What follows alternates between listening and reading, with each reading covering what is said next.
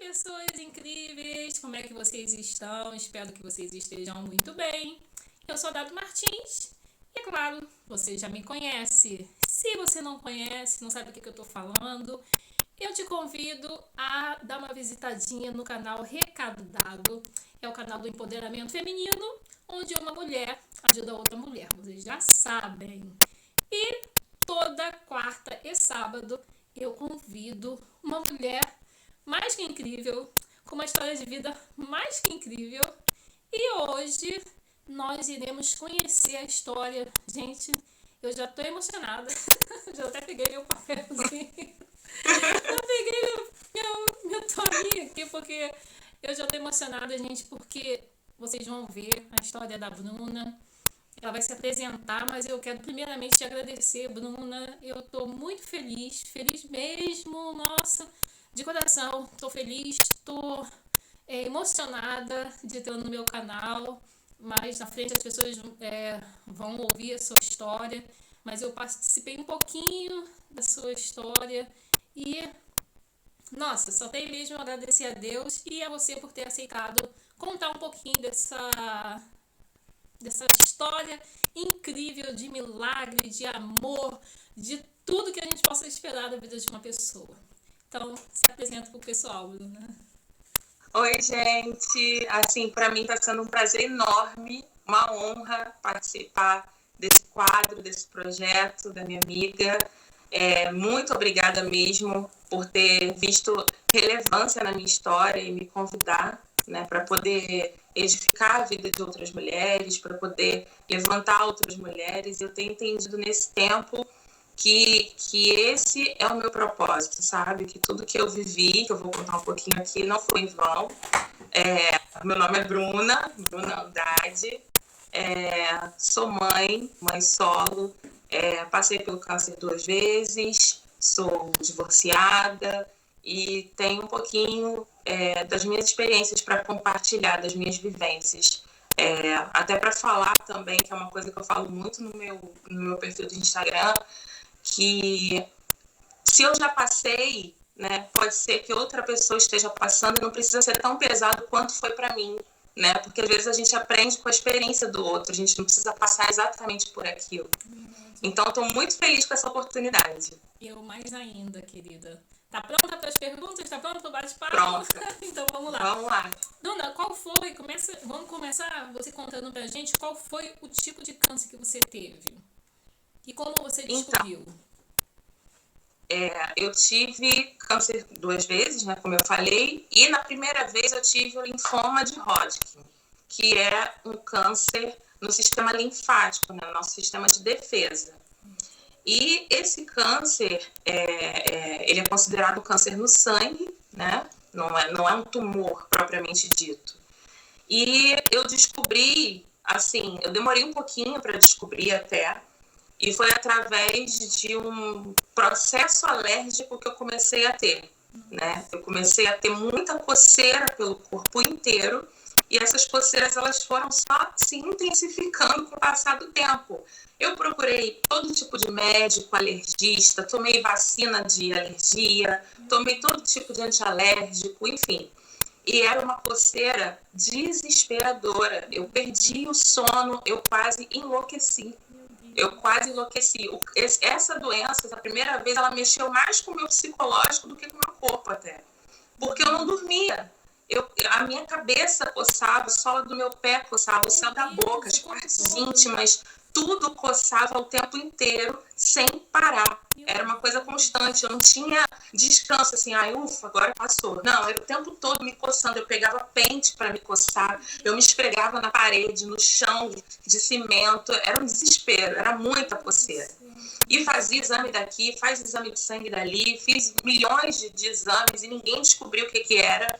Até que me indicaram um alergista num outro município, né, lá em Duque de Caxias, Brasil Sem Alergia, que é até um projeto gratuito, que atende pessoas com alergia, vacinam pessoas com alergia.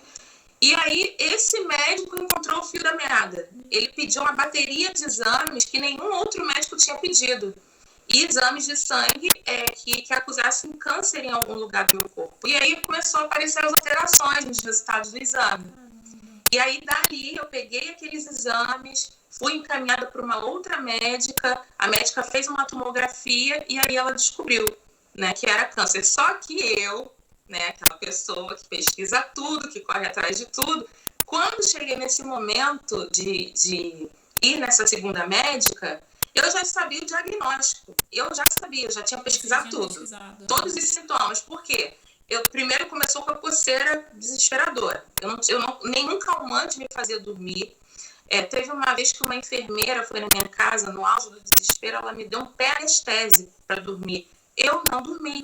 Tanto é que ela falou que o negócio era tão forte que ela me deu e ficou na cadeira do meu quarto, sentada, esperando eu dormir para ver como é que eu ia ficar. E eu não dormi. Eu só me coçava. E aí, logo depois, começaram a aparecer uns caroços aqui na clavícula, no pescoço, na axila, na virilha, ínguas, tipo ínguas. Sim. Só que elas não doíam, elas não doem. E comecei a suar frio à noite, a minha cama amanhecia ensopada de suor, comecei a ter febre, né? E aí foi desencadeando. Aí todos esses sintomas eu pesquisei e tal, eu já sabia o que era. Quando eu cheguei na médica, eu falei, isso é linfoma. Ela, calma, que isso, não sei o que, vamos fazer o exame. Fiz a tomografia lá no hospital e fiz uma biópsia, né, de um caroço que estava no meu pescoço, aqui desse lado. E aí, quando saiu o resultado, era exatamente o que eu já previa que fosse. Mas, Liliane, por incrível que pareça, as pessoas se surpreendem quando eu falo isso. Eu fiquei tão aliviada de descobrir o que era. Você ia assim, com um problema, né? Você queria saber. Porque assim, eu queria a solução, eu queria resolver. Aquele desespero, sabe? O que me balançou não foi o diagnóstico, você está com câncer, naquele momento. Era os sintomas, era o que eu estava sentindo, eu queria arrancar aquilo de mim. Então eu falei, cara, vou fazer quimioterapia, vai resolver? Vai passar? Então eu faço, vamos fazer, vamos, sabe? Foi assim, esse foi da primeira vez. Então, Bruna, antes da gente ir pro segundo, quando você recebeu o diagnóstico do médico, você não sentiu uma sentença? Não. Eu sabia que eu estava indo para resolver. Em nenhum momento eu senti aquele peso de morte, de ai meu Deus, eu vou morrer, ai meu filho. Eu não pensei em nada disso, eu só queria resolver, eu queria ficar curada. Entendi. E foi isso que me motivou, que me deu força para seguir o tratamento. E foi nesse período, Bruna, que você se divorciou? Ou você já estava divorciada? Não. Então, eu passei por 2 separações, né, no mesmo casamento. Da primeira vez, quando eu me separei, eu acho que eu já tinha passado pelo câncer. Não, eu passei pelo câncer depois. Foi assim, em 2014, em 2013 meu filho nasceu, em novembro. Quando foi em dezembro, eu tinha 30 dias que tinha tido meu filho, eu me separei, né? Meu marido decidiu seguir a vida dele, né? Meu ex-marido, e ir embora. Ok, e aí a gente ficou um ano separado, o ano todo de 2014 separados. Quando foi em dezembro de 2014, exatamente um ano depois, nós voltamos. E aí passou 2015, quando foi em 2016, eu descobri a doença, estava casada, ainda estava casada. Mas, assim, eu consigo perceber que o câncer na minha vida, ele está muito relacionado à questão emocional. Sempre que eu passo por um momento de forte emoção, acontece, o corpo grita, né? Então foi isso. Aí, em 2016, eu descobri o câncer, ainda estava casada. E aí, eu só fui me divorciar em 2018. Em 2018. Foi quando eu me divorciei, efetivamente. E aí, tive outro câncer. E, Bruna, depois a gente vai falar um pouquinho mais sobre isso. Durante o primeiro tratamento, o que passava na sua cabeça? Você falou que você queria cura. Você queria ser curado, vou fazer quimioterapia para ser curado e acabou. Mas o que passava mais ainda, porque você estava com um processo de tratamento e também com problemas no casamento? O que passa numa hora dessa? Qual é o sentimento de, sei lá, revolta, frustração? Olha, com relação... Assim, eu não posso dizer que eu fiquei mal, triste, porque de verdade eu não fiquei, porque como eu falei, eu fui cercada de tanto amor, sabe, da minha família, dos meus amigos, eu fui cercada de tanto cuidado, sabe, que não teria como eu dizer para você, eu fiquei revoltada, mas na questão do casamento, o sentimento que eu tive era de solidão. Eu não tinha raiva, eu não tinha mágoa, eu não tinha nada, mas eu me sentia muito só, né? Assim como eu me senti muito só na minha gestação, na minha maternidade, eu sempre, com relação ao casamento, eu nunca tive muito companheirismo, muita parceria, eu sempre me senti muito só, né? Então, assim, eu ia fazer as quimioterapias sozinha, os meus exames sozinha, claro que trabalhava, né? Trabalhava e tudo mais, mas tipo, poderia ir junto, ficar algumas horinhas, sair um pouco mais cedo de casa, aquele cuidado que talvez uma pessoa mais atenta ou que quisesse estar naquela relação teria, né? Então, o sentimento meu foi de solidão. Entendi. Até solidão. A lei, às vezes, até ajudaria, né? A lei trabalhista, né? Falar com Sim, com certeza. Mas, assim, não havia interesse, né? Não havia esse desejo, não havia... a parceria era meio que unilateral, sabe? Você falou sobre amigos, que você foi cercado de amigos, da sua família, mas tinha momentos que você queria ficar sozinha?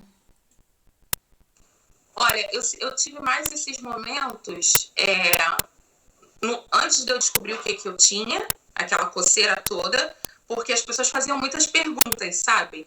Você já tomou isso? Você já fez aquilo? Vai ali, vai ali. Então, você imagina, você tá irritada, com o teu corpo coçando o tempo inteiro, e uma pessoa ali falando na sua cabeça. Eu entendo que era preocupação, mas, assim, me incomodava. Tinha hora que eu queria ficar sozinha. E depois, quando eu comecei o tratamento, principalmente nos dias de químio, né, o primeiro, o segundo dia depois da químio, eu ficava muito enjoada. Eu só vomitava. Então, o que eu fazia? Eu queria dormir para passar. Né? Eu tomava remédio de enjoo, normalmente remédio de enjoo dá um pouquinho de sono e tal. Sim. Então, eu só queria dormir.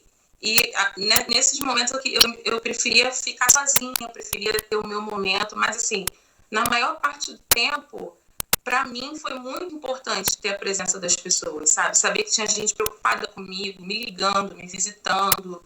Nossa, eu recebi tanto cuidado, não tinha como eu ficar mal, sabe? Não tinha como eu querer me afastar daquelas pessoas. Só quando eu estava fisicamente mal, né?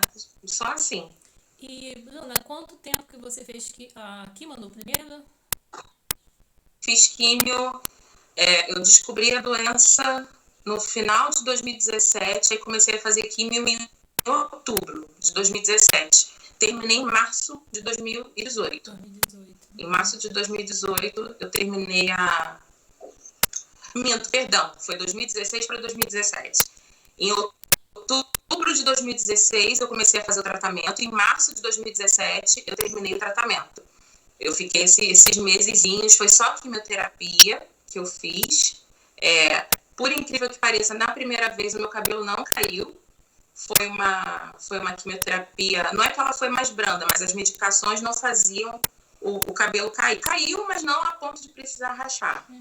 E o problema, assim, foi muito enjoo. Eu fiquei muito enjoada. Eu não conseguia comer nada, eu perdi muito peso. Então foram 5 meses que você fez a químio. E quando foi que você...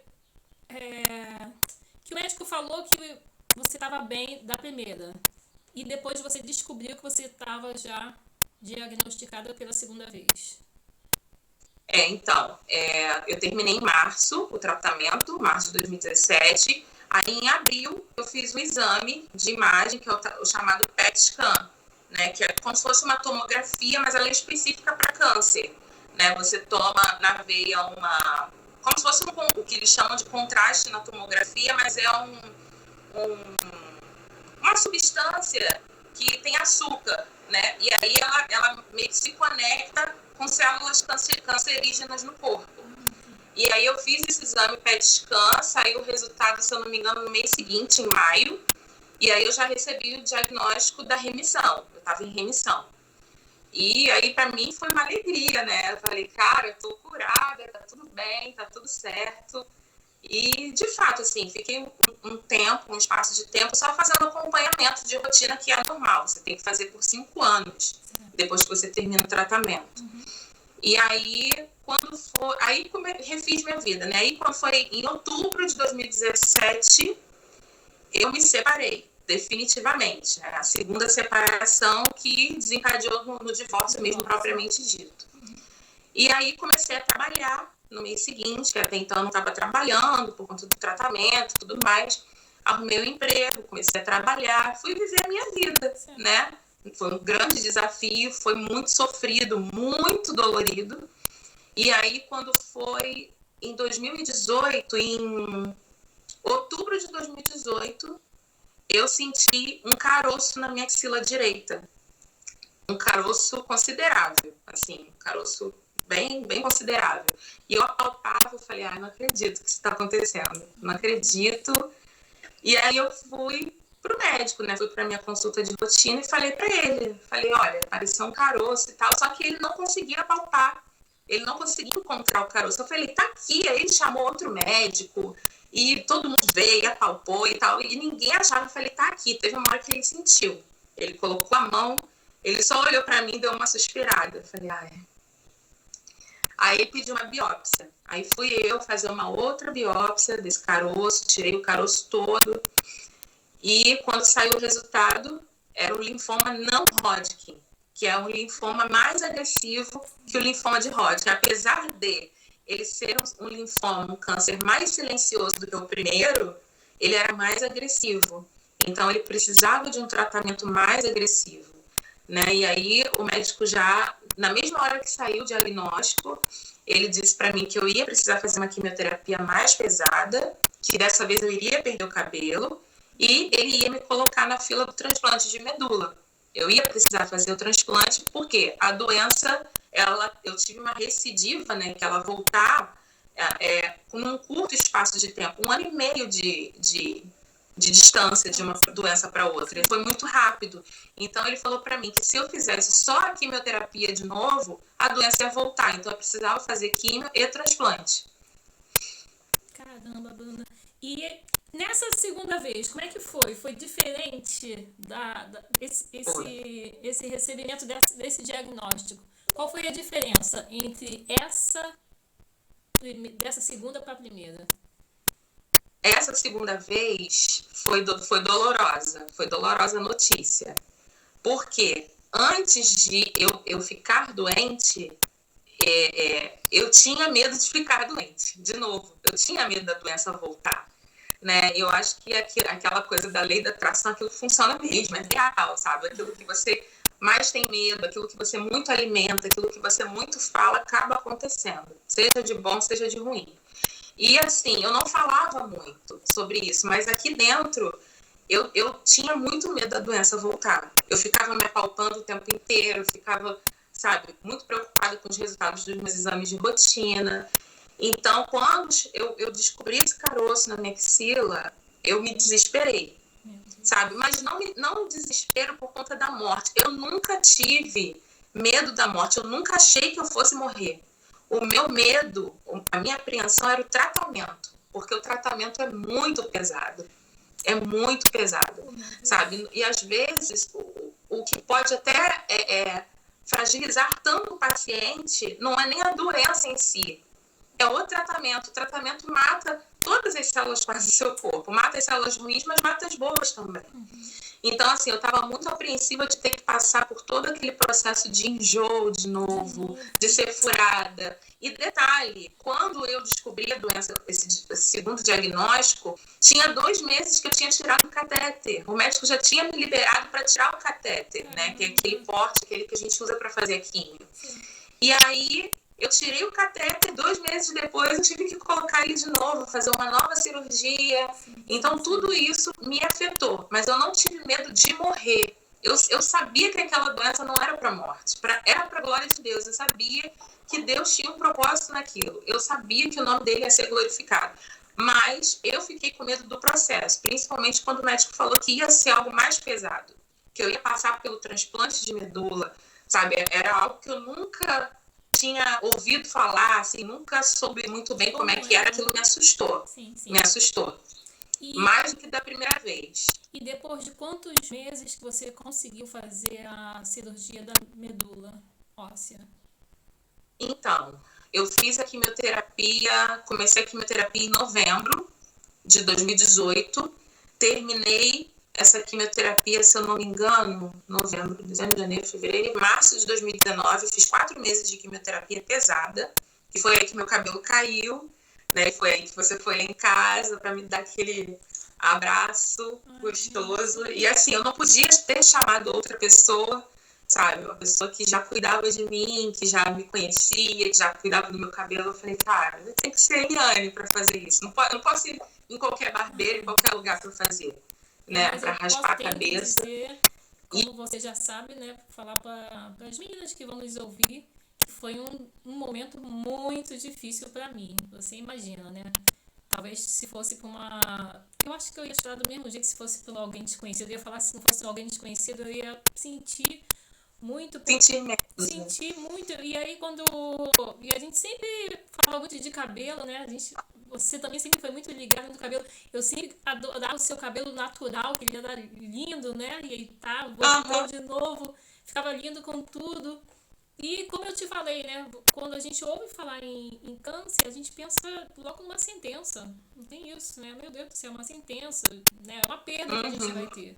Então aquele dia ali foi um dia muito... Antes de sair de casa, minha mãe, Eliane, você tem certeza que você vai? Menina, você vai chorar, vai deixar a menina mal. Eu não vou chorar não, eu vou ficar firme lá. Mas foi... Mas que bom que você teve esses amigos. Mas você estava falando da cirurgia. Então, aí fiz a quimio, terminei em março de 2018 e fiquei na fila, já estava na fila do transplante aguardando. É uma fila demorada, mas como o meu transplante era autólogo, o que significa isso? Eles iam usar minha própria medula, não precisava de um doador, né? Porque o câncer, no meu caso, ele não atingiu a minha medula. Ele estava na minha corrente sanguínea, mas ele não tinha atingido a minha medula. Então, eles poderiam aproveitar a minha própria medula, porque a chance de rejeição e da pega da medula, a rejeição seria menor e a taxa para pega da medula seria quase que de 100%, né? Eu não ia ter problema, não ia ter muitas intercorrências. Então, eles preferiram que fosse com a minha própria medula, já que tinha condições de fazer isso. E aí, em maio, no mês de maio, eu me internei no dia 6 de maio de 2019 para fazer o transplante, né? Essa internação, ela dura 1 mês, você fica 1 mês no hospital e tem que tomar uma série de cuidados. Você, né, no caso o paciente, o acompanhante do paciente, tem que ter um acompanhante lá, uma série de cuidados. Tudo isso que a gente está vivendo agora de pandemia, todos esses cuidados de máscara, de higienização, eu já conhecia isso lá atrás. Eu já conhecia tudo isso em 2019, né? Eu tinha até me preparado para isso. Quem ficou contigo, te acompanhando, foi sua mãezinha, né? Minha mãe e minha tia, mais até a minha tia, né? Porque a minha mãe ficava com meu filho, né? Porque ele tinha escola, tinha a vidinha dele e tal. E aí a minha tia, a maior parte do tempo ficou comigo, mas eu tive outros acompanhantes também que ficaram menos intervalos de tempo comigo. Minha prima, tive uma outra tia que ficou comigo, a minha mãe, algumas vezes também esteve lá comigo, mas a minha mãe, assim, sempre foi meu alicerce, assim, meu suporte, meu braço direito, esquerdo, tudo, sabe? Eu ficava tranquila sabendo que ela estava cuidando do Gustavo. Aproveita esse momento, deixar um beijo pra mãe. Mãe, um beijo, lindona. Depois eu sei que você vai ouvir esse vídeo. Um beijão. Eu sei que pra ela deve ter sido muito mais difícil como mãe. Nossa, Deus. E a minha mãe sempre transmitiu muita força pra mim. Eu nunca vi a minha mãe chorar, eu nunca vi a minha mãe abatida nos meus processos, sabe? Claro que ela devia chorar lá no momento dela só, mas comigo, ela sempre tratava como se fosse uma coisa banal. Sabe, a quimioterapia, filha, vai fazer, mãe, tô enjoada, tô passando mal, vai passar, toma aqui, vamos resolver, toma um remédio, comidinha. Cuidou muito de mim, mas assim, sempre agindo com leveza, sabe? Com leveza, não tinha aquele peso de, coitadinha, ela nunca deixou eu me vitimizar. sabe? Ela nunca deixou eu me sentir para baixo, eu me sentir vítima da situação, sabe? Isso foi muito importante para mim. Ela é maravilhosa, admiro muito sua mãe, de verdade. Eu, às vezes, encontrava com ela lá nas ruas com o seu filho, e ela falava, vai dar tudo certo, tá tudo bem, botando a criança para a escola, e eu falava, meu Deus do céu. Sempre com uma palavra de ânimo, sempre com uma palavra de fé, sempre foi assim.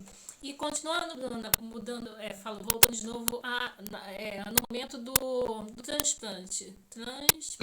Como foi? Transplante. Enfim. Normal. Como foi esse momento? Vamos fazer hoje. E aí dá aquela sensação, meu Deus, não, como é que foi isso? Explica. Pois é, então, a sensação de muita expectativa, né? Você não sabe o que te espera, né? Você sabe teoricamente como é que é o processo, mas você fica esperando aquele momento. E foi assim, eu entrei no hospital, me internei no dia 6 de maio, e antes do transplante tem toda uma preparação, né? A gente faz uma quimioterapia de 7 dias, 22 horas por dia. 22 horas com bolsa de medicação fortíssima, né? E assim, nessa internação, você não pode sair da cama, você só sai da cama para tomar banho. Até para fazer as suas necessidades, você não pode usar o vaso do banheiro do hospital, você tem que fazer naquela cadeira de rodas, né? Para evitar bactéria, um monte de coisa. Para evitar qualquer tipo de infecção, qualquer tipo de contaminação. Tudo é feito no leito. E aí você fica conectada numa bomba, né? Um aparelhinho. 7 dias, 22 horas por dia. Então você imagina, só 2 horas por dia que eu tinha descanso, né? Então, o dia inteiro sendo bombardeada com aquela quimioterapia fortíssima e vendo assim, você ali naquele momento, você meio que você se sente mais perto da morte, sabe? Não pela doença, mas pelo tratamento, porque é uma bomba. É para cura, sim, mas é uma bomba. O teu corpo sente nitidamente, assim, todos os efeitos colaterais, tudo, sabe? E para mim também foi muito difícil, porque eu não pude usar o catéter que eu tinha implantado, né? Para você fazer o transplante de medula, eles têm que colocar um catéter externo, né? Aquele que fica pendurado no pescoço, aqui. Então, eu tive que colocar outro catéter. Na verdade, eu tive que colocar o catéter 3 vezes, porque toda vez dava uma intercorrência, dava um problema, tinha que tirar e colocar de novo.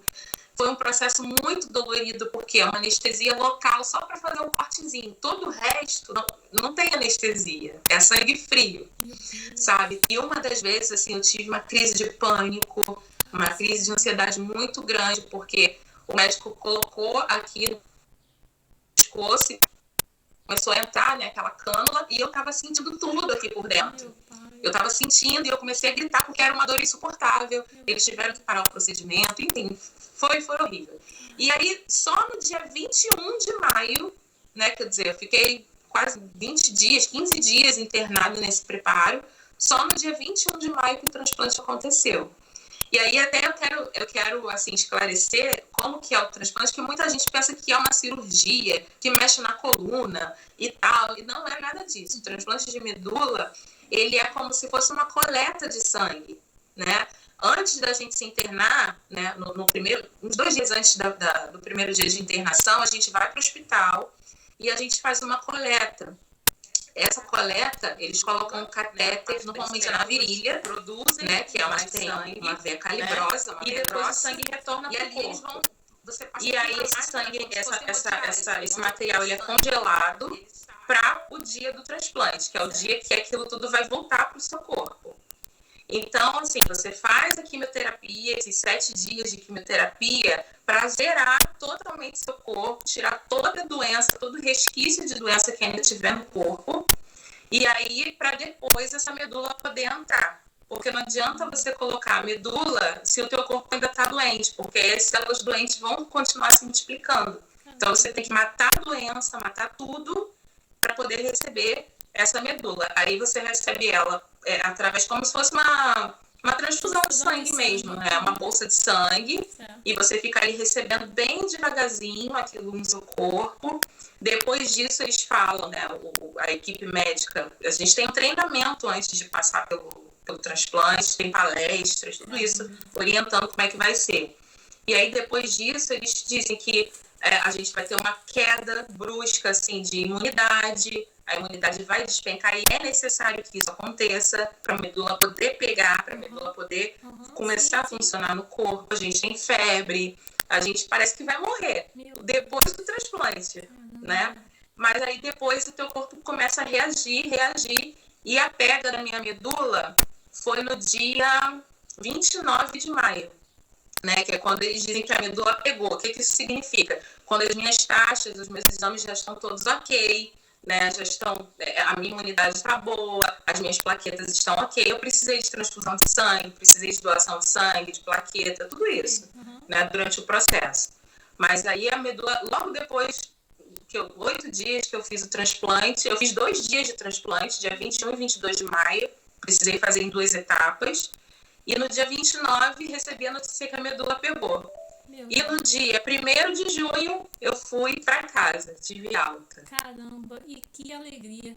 E, Bruna, quando você recebeu essa notícia, pegou, ou o termo lá técnico que o médico fala, gente, o que passa na cabeça de uma pessoa que foi diagnosticada 2 vezes e que agora recebe um alívio de todo, porque como você falou, a doença é ruim, mas o tratamento, pelo que você falou, é muito penoso, muito. Aliás, eu não tenho nem como imaginar, eu posso só ter uma noçãozinha pelo que você está falando. O que você sentiu, Bruna? Olha, quando eu recebi a notícia da pega, eles chamam de pega mesmo, a pega da medula. É dia de festa no hospital. Toda vez que um paciente tem a pega da medula, assim, na minha época não aconteceu, né, por conta de algumas medidas de proteção e tal, mas assim, normalmente eles fazem até bolo, levam para o quarto do paciente, levam balão, é muito legal, sabe? Fazem cartaz, muito legal. Qual foi o hospital e nesse dia, assim, né? Qual foi o hospital? Oi? Qual foi o hospital que você... No INCA, okay. Instituto Nacional do Câncer, lá no centro do Rio. Eu fiz todo o meu tratamento desde o início, desde a primeira vez, foi através do INCA. Sou paciente do INCA até hoje. Faço todo o acompanhamento lá, graças a Deus. Um hospital público, né, Bruna? Um hospital público do SUS que funciona. Tudo funciona, assim, parece até particular. É outro mundo, é outro universo. Aproveitar, né, essa parte também, agradecer todos os funcionários, porque eu tive outros conhecidos, amigos que se trataram no INCA, que falam que o tratamento lá no INCA dos funcionários, todos eles, da faxina aos médicos, são todos muito gente boa, pessoas humanas. Então, vai meu beijo, minha gratidão a toda essa galera do INCA. Muita gratidão, é um tratamento assim de primeiro mundo. Você tem acesso, eu pelo menos não tenho do que reclamar. Eu tive acesso a todas as medicações que eu precisei. Todas, inclusive, eu quero até contar um testemunho assim. Para mim foi muito marcante da primeira vez que eu fiquei doente com relação a essa questão de medicação. Que a minha prima, ela que me acompanhava em todas as quimioterapias, sabe? Minha prima Anissa. Ela sempre me levava para as químios, porque eu passava mal, não podia ir sozinha. E aí ela fazia faculdade nessa época. E na faculdade dela, numa das aulas que ela assistia, que tem aquela coisa, né, de assistir com uma turma, uma matéria, com outra turma, outra matéria, e numa dessas matérias ela conheceu uma farmacêutica do INCA, que trabalhava exatamente no setor de quimioterapia. Ela manipulava as medicações para os pacientes fazer quimio. Sim. E foi numa época em que o INCA estava com falta de medicamento para alguns tipos de doença, para algumas quimioterapias. Inclusive, para o meu tipo de tratamento, o meu protocolo, que era a BVD, era a quimioterapia que eu fazia, estava em falta. E aí ela conheceu essa menina na faculdade, na turma, lá na aula. E aí elas estavam conversando sobre isso. Ela falou, trabalho no INCA e tal. Minha prima está fazendo tratamento lá, eu acompanho e tal. E ela falou, aí aquela conversa, o que ela tem? Linfoma e tal, mas acabou a medicação, né? Tá uma crise no hospital e tal.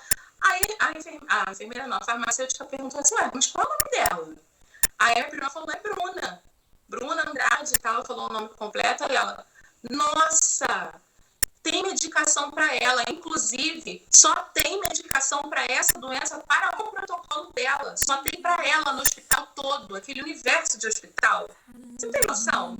O INCA é enorme, é o mundo. Eu me trato lá desde 2016, eu não conheço aquele hospital todo ainda. Naquele mundo de hospital, ela disse para mim, ela sabia o meu nome, por uma coincidência ela conheceu a minha prima e disse que para o protocolo de quimioterapia ABVD, que era o que eu fazia, que era para tratamento de linfoma de Hodgkin, só tinha medicação reservada para mim. Quando acabasse, acabou, eu não ia ter mais, eu ia ter que esperar aquela crise toda passar. Então, eu não tive interrupção no meu tratamento. Infelizmente, alguns pacientes tiveram. Infelizmente, alguns pacientes não aguentaram a espera, porque sua medicação demorou muito. Mas, assim, Deus foi muito misericordioso comigo. E aí eu vejo o cuidado e o propósito de Deus na minha vida, sabe? Da pessoa lembrar o meu nome e saber que tinha um remédio só para mim, guardado para mim. Isso aí, não tem como dizer que isso não é milagre. Eu não tenho outra explicação para isso. Você não mudou tenho. o seu sobrenome, Bruna Andrade dos Milagres. Já pode falar. Bruna Andrade dos Milagres. Eu sou um milagre ambulante, eu falo isso. Com certeza, Bruna. Bruna, fala um pouquinho a respeito de mãe solo. O que é mãe solo? Eu fui mãe solo, gente. Mas eu quero saber. Foi mãe solo, né? Assim, muitas pessoas usam o termo mãe solteira. Mas, assim, eu passei a entender que a solidão da mãe, né? Porque, assim, o solo, para mim, soa como solidão mesmo. Ela, às vezes, acontece até com uma mãe que é casada, que não tem parceria, sabe? Eu conheço mães solo que são casadas, sabe? Que moram com um homem, mas que não tem nenhum suporte. Eu não vou nem dizer que é ajuda, porque não é ajuda. Não é ajuda. Ser pai não é ajuda. Ser pai, cumprir com as obrigações, cuidar, trocar fralda, ajudar não, contribuir na casa, fazer só. Isso não é ajuda. Não isso é ajuda, o papel não é de um homem. É o papel dele também como homem, como marido. Exatamente. Então, assim, eu já era mãe solo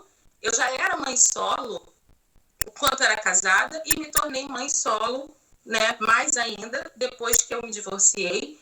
E, assim, não é romântico, né? Muita gente, às vezes, até não gosta quando uma mãe solo fala das dores de ser mãe solo. É claro que ser mãe é um privilégio, ter uma criança saudável, feliz, sabe? Ter um serzinho que saiu de você, que te ama incondicionalmente. É um presente maravilhoso, mas a maternidade ela não é romântica, muito menos a maternidade solo, sabe? É muito desafiador você forjar o caráter de um ser humano sozinha, você educar sozinha, sabe? Principalmente a fase agora que meu filho está, que é das descobertas, de aprender a ler, de começar a ter personalidade, de responder, sabe? E ter as suas preferências e começar a ter o seu círculo de amizades. É muito desafiador. E aí começam os questionamentos que eles perguntam mesmo. Sim, e você tem que estar preparada para responder dentro da mente dele, né? Do limite do entendimento dele, exatamente. Você tem que ter muito jogo de cintura, sabe, para responder com clareza, né, para sanar as dúvidas da criança, não trazer confusão para a cabeça da criança. A maternidade solo, ela também carrega, na maioria das vezes, uma culpa crônica, porque você sempre acha que o teu filho não está tendo o suficiente por ter a falta da paternidade, daquela figura masculina, da figura do pai. Então, assim, você sente culpa basicamente o tempo inteiro, porque você sempre acha que pode fazer um pouco mais e não sabe exatamente o quê, né? É pesado, assim, a maternidade solo, ela é gratificante porque você sabe que se aquilo tá dando certo, é mérito seu, claro que com a ajuda de Deus, sabe? Mas é um mérito seu, você tá conseguindo fazer dar certo. Mas é muito pesado você não ter com quem dividir, porque, como eu te falei, a minha mãe, ela é o meu braço direito, eu sou cercada de muito amor da minha família, todo mundo me dá muito suporte. Mas o que as pessoas fazem pela mãe é um favor, não é obrigação. Ela não tem obrigação de fazer aquilo. Então você acaba tendo que se contentar com aquilo que a pessoa pode te oferecer naquele momento para te ajudar. Você não tem de quem cobrar, você não tem com quem dividir, sabe?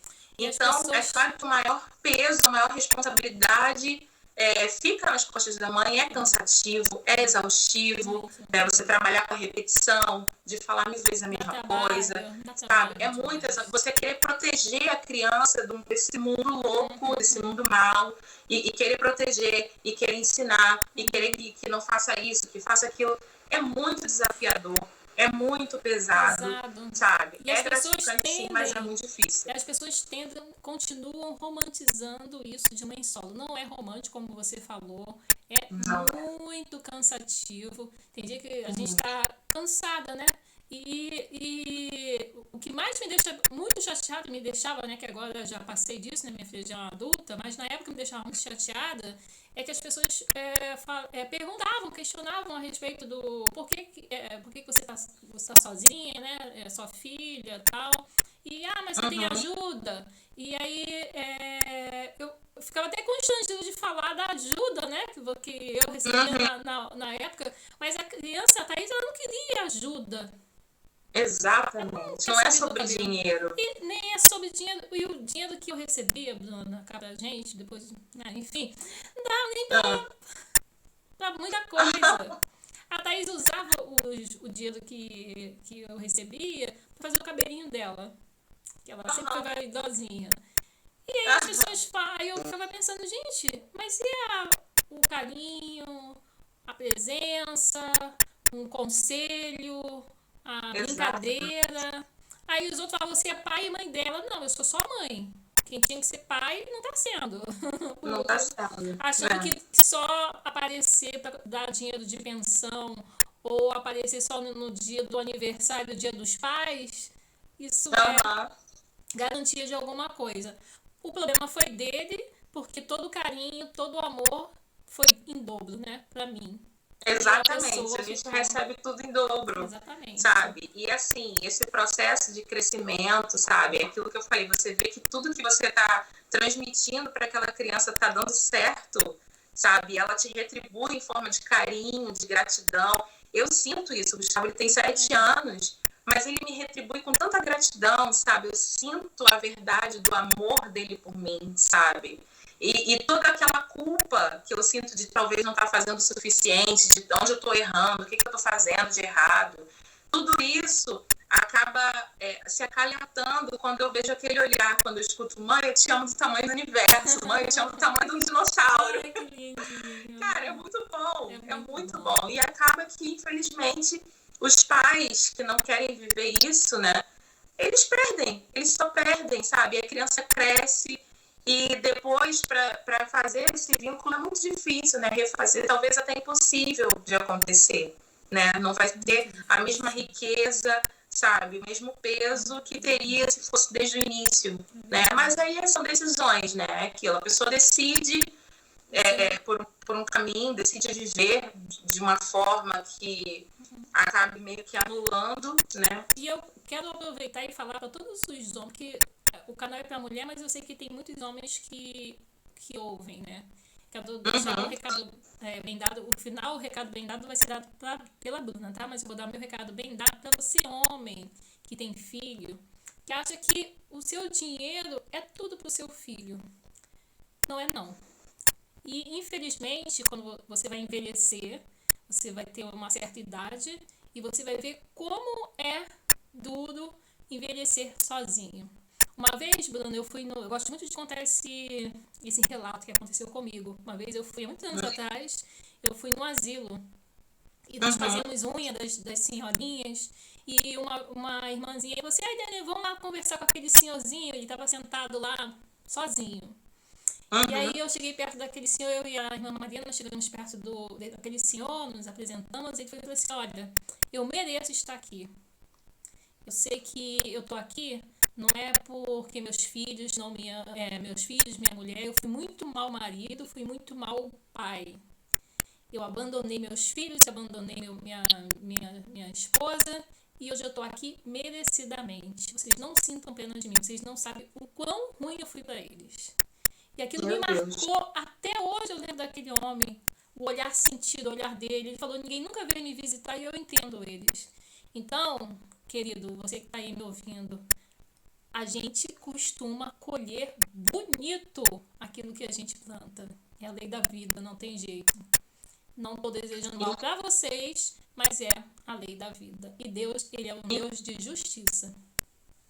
Graças a Deus por isso, né? É exatamente sobre o que você falou, sabe? Eu sou uma pessoa, Eliane, que eu procuro ser muito justa, sabe? Às vezes as pessoas até acham que eu sou boba por conta disso. Eu procuro, assim, dar a César o que é de César, sabe? Mas é bem o que você disse. É claro que eu não vou radicalizar e você injustar não procura, não isso, não aquilo. Não. Mas poderia ser muito melhor, poderia ser muito mais rico, poderia ser uma troca muito mais intensa, poderia ser uma presença muito mais relevante, sabe? Poderia ser uma referência, poderia ser, sabe, um protetor, sabe? Isso para todos os pais, né? Todos os pais, sabe? Então, como a Eliane falou aqui, eu também quero deixar registrado isso, sabe? Aproveita enquanto é tempo, você que é pai. Aproveita enquanto é tempo, enquanto seu filho ainda tem a pureza, ainda tem a inocência, sabe? De acreditar que você é o herói dele, sabe? Que ele te ama independente do que você é, do que você faz, do que você decidiu. O filho ama, o filho não olha para nada disso, sabe? O filho só quer a presença. O filho, ele fica... O Gustavo, ele tá nessa fase, né? Dos 7 anos, ele fica procurando uma figura para se espelhar, sabe? Uma figura para ele ter como exemplo, ter como referência, e acaba tendo que ver, olhar pais de outras crianças, né? O avô, o tio, e, sabe, tendo pai vivo. Então, assim, recuperar talvez o tempo perdido, sabe? E construir essa relação. Construir porque é uma relação muito rica. E toda criança merece ter o seu pai, toda criança merece. A paternidade é uma figura muito importante e relevante para a vida inteira de um ser humano. Com certeza. Bruna, olha, o nosso bate-papo está chegando já no final, quase no finalzinho. Mas antes de terminar, eu queria que você deixasse um recado bem dado para esse pessoal que vai estar assistindo esse nosso bate-papo. O que você quer deixar de recado dado?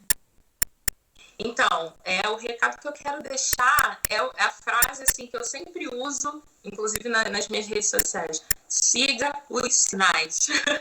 Siga os sinais porque, sabe, Deus, ele dá sinais, o universo dá sinais, tudo ao seu redor dá sinais. Então, assim, siga a sua intuição, sabe? Siga o que você crê, o que você confia. Eu confio em Deus, eu creio em Deus e siga sempre os sinais. Assim, quando você for entrar numa relação, sabe? Procura ver os sinais, se aquilo vai ser bom para você, sabe? Se cuida das suas emoções, se proteja o seu coração. Quando a Bíblia fala que a gente deve guardar o nosso coração, não é à toa, sabe? Guarda o seu coração, guarda as suas emoções, porque isso reflete no seu corpo, porque isso reflete no seu futuro, sabe? Guardar as emoções abrange você se precaver com relação a um relacionamento tóxico, com relação a uma decisão que você vai tomar de se unir a alguém. Isso tanto em relacionamento homem e mulher, de casal, relacionamento de amizades. Então, assim, siga os sinais. Esse é o meu recado para você. Que bom, querida. Então, olha só, eu falo também muito sobre sinais. Sinais é certo e às vezes a gente despreza esses sinais e acaba lá na frente quebrando a cara. Exatamente. Eu sou prova disso. Eu acho que todo mundo já desprezou sinal e um dia vai falar, puxa vida, por que eu não ouvi aquilo que estava soando dentro da minha cabeça? Né? Exatamente. Às vezes o sinal esfrega na nossa cara, né, Bruna? Esfrega na nossa cara, a gente não quer acreditar, justificar isso é coisa da minha cabeça. Porque você quer tanto viver aquela experiência, aquela situação, que tudo que vem, você não aceita, você não quer acreditar. Né? Bruna, querida, muito obrigada pela sua participação. Foi rápido, viu? Eu que agradeço. Não, mas eu sei que você resumiu bastante. Eu amei, de verdade. Eu creio, como cristã também, que Deus tem o melhor para a sua vida. Deus, ele não só zerou essa doença no seu corpo, não, Bruna. Deus, ele zerou toda coisa mal, todas as pessoas ruins que passaram na sua vida, tudo que foi ruim para você, o Senhor tirou da sua vida, ele negativou tudo. E eu tenho certeza que o melhor está por vir. Eu vejo uma pequena nuvem, você consegue ver essa pequena nuvenzinha? Amém. Então, Eu vejo. então, Amém. daqui a pouco vem uma chuva de bênção sobre a sua vida. E eu vou estar aqui da Alemanha torcendo, orando para que elas cheguem o mais rápido possível para você, tá? Você pode ter certeza Amém. que a sua vitória é a minha vitória. Ai, com certeza, eu sei, eu sinto isso. Eu sinto isso, muita gratidão, sabe, por mais uma vez credibilizar a minha história. Eu costumo dizer que eu sou uma longa história, né? Eu tenho muita coisa para contar, aqui a gente acaba fazendo um resumo das partes assim mais relevantes que vão edificar a vida das pessoas, mas um prazer enorme poder compartilhar isso com pessoas e dizer que eu tô aqui, sabe? Você mulher também que passa por situações que às vezes se sente sozinha, não sabe o que fazer, que se sente aquele sentimento de menos-valia, sabe? Que eu muito senti de me sentir inferior às pessoas, de me sentir menor, de me sentir pequena. Saiba que você não está sozinha, que há uma rede de mulheres aqui para te ajudar. Eu tô aqui, Eliane tá aqui. A minha rede social tá aí, né? O @souBrunaAndrade, onde eu trato muito sobre assuntos de encorajamento feminino, coisas que eu precisei muito ouvir nos meus processos, né? E agora eu acho importante compartilhar. Você não precisa passar pelo que eu passei, né? Não precisa passar pelo que a Eliane passou para poder aprender. Então, conta com essa rede de mulheres que está aí. E uma honra, mais uma vez, estar aqui. Estou muito feliz. Eu estou muito mais ainda. Eu vou deixar embaixo no link da descrição as redes sociais da Bruna. Quem sabe futuramente tem um livro aí, Bruna, da sua vida, hein? Pois é, esse projeto aí tá no processo, tá no forno. Tá mesmo? Tá no forno. Já existe esse projeto. Mesmo? Aí, olha. Então, olha, aguardem que daqui a pouco, hoje, vocês ouviram um pedacinho, mas futuramente vocês vão saber de tudo, tintim por tintim. Sim. Querida, dá um beijo no filhote, dá um beijo na sua mãe, toda a sua família linda que abraçou essa causa aí. Família, base de tudo, né? Família e amigos. Quem não tem, tá perdido, realmente. Sim, tá perdido, exatamente. E você também, para mim, é um exemplo, assim, de superação, sabe? Um exemplo de reconstrução, sabe? Eu olho para você e eu vejo, assim, uma fênix, sabe? Então, você também é um exemplo para muitas mulheres, muitas mulheres. Esse trabalho que você está fazendo é de uma relevância, assim, ímpar. Continue, só continue, não pare. Vou sim, querida. Muito obrigada pelo carinho. E você vai, então, terminar com o nosso slogan. Você sabe qual é o slogan do programa? Não. Recado dado, espero ter te ajudado. Ah, sim! Então tá, recado dado, espero ter te ajudado. Querida, e até a próxima. Um grande beijo pra você, tá bom, querida? Um beijo! Te amo demais.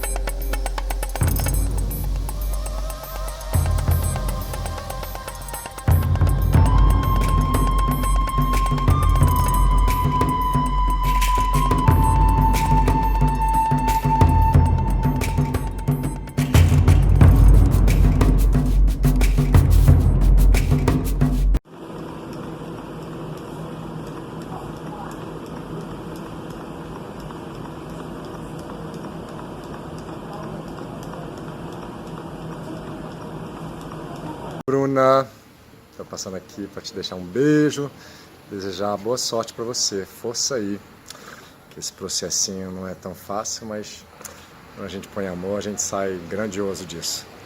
Beijo, viu?